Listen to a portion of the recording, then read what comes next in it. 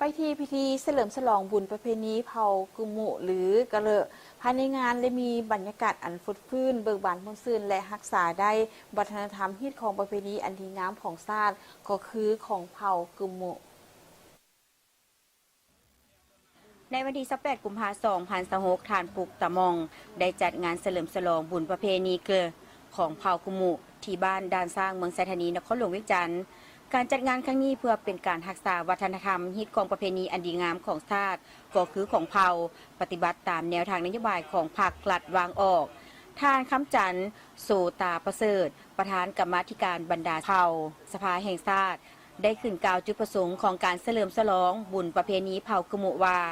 เผ่ากุมุเป็นเผ่าหนึ่งที่นอนใน3 ส่วนเผ่าใหญ่ที่มีวัฒนธรรมฮิตของประเพณีอันดีงามที่แตกต่างจากเผ่าอื่นโดยมีเอกลักษณ์เฉพาะของเผ่ามาแต่บูหาการเมื่อฮอดเดือนเจียงเดือนยีของทุกๆปีหลังจากเก็บเกี่ยวผลผลิตแล้วก็มีการเฉลิมฉลองบุญประเพณีของเผ่า